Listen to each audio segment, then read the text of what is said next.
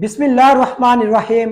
السلام علیکم ناظرین، راشٹرگو نیوز سے میں ہوں آپ کا میزبان ارباب جٹ۔ قیام پاکستان کے بعد ملک غلام محمد نے پہلے وزیر خزانہ کے طور پر کام کیا۔ 26 نومبر 1949 میں پاکستان نے بین الاقوامی معاشی کانفرنس کا انعقاد کیا۔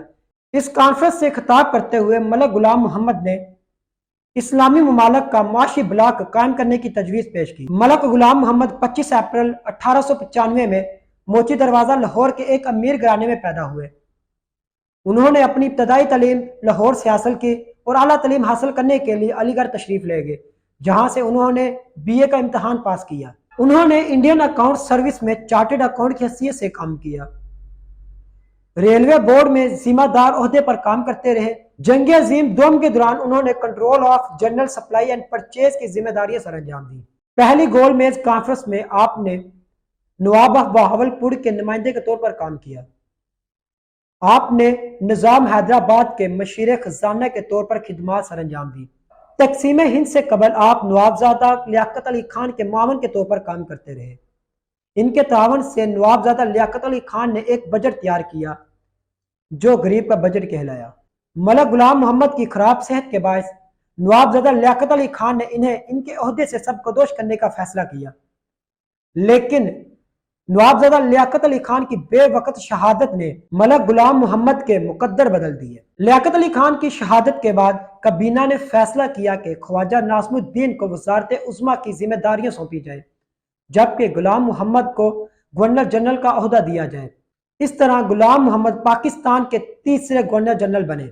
ان کا دور حکومت پاکستان میں بیوروکریسی کی سازشوں اور گٹھ جوڑ کا آغاز تھا۔ ملک غلام محمد نے طاقت کے حصول کے لیے بنگالی وزیر اعظم خواجہ ناظم الدین کو برطرف کر کے مشرقی پاکستان میں مغربی پاکستان کے خلاف بد اعتمادی کا بیج بویا۔ یہ برطرفی غلام محمد اور فوج کے سربراہ ایوب خان کے گٹھ جوڑ کے نتیجے میں ممکن ہو سکی، کیونکہ 2 ہفتے قبل ہی خواجہ ناظم الدین نے پاکستان کی پہلی دستور سازی اسمبلی سے اعتماد کا ووٹ لیا تھا۔ 1954 میں دستور سازی اسمبلی نے قانون میں ترمیم کی کوشش کی تاکہ گورنر جنرل کے اختیارات میں کمی کی جائے۔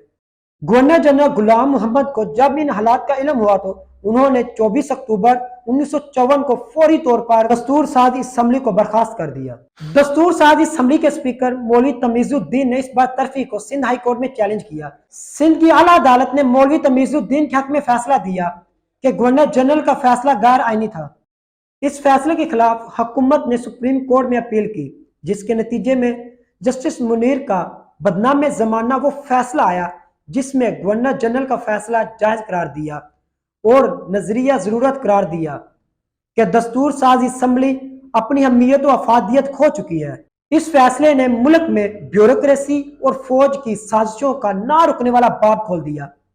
جسٹس منیر نے اپنے فیصلے میں یہ احمقانہ موقف اختیار کیا کہ پاکستان نے ابھی تک مکمل طور پر آزادی حاصل نہیں کی اور اب بھی یہ جزوی طور پر تاج برطانیہ کا حصہ ہے۔ اس روز سے دستور ساز اسمبلی گورنر جنرل کے ماتحت ہے اور گورنر جنرل کو یہ پورا اختیار حاصل ہے کہ وہ دستور ساز اسمبلی کو برخاست کر سکتا ہے۔ اس مقدمے میں ایک غیر مسلم جج جسٹس کارنیلس نے یہ موقف اختیار کیا کہ پاکستان مکمل طور پر آزاد مملکت ہے اور دستور ساز اسمبلی ایک خود مختار ادارہ ہے جسے گورنر جنرل برخاست نہیں کر سکتا۔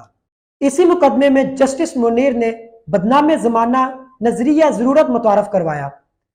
گورنر جنرل کے اس فیصلے کے خلاف عوام و خواص کو سخت ناپسند کیا گیا، ان پر تنقید بھی کی گئی۔ گورنر جنرل غلام محمد بلڈ پریشر، لکوے اور فالج کے مریض تھے۔ ان کی کہی ہوئی باتوں کو سمجھنا مشکل اور دشوار تھا۔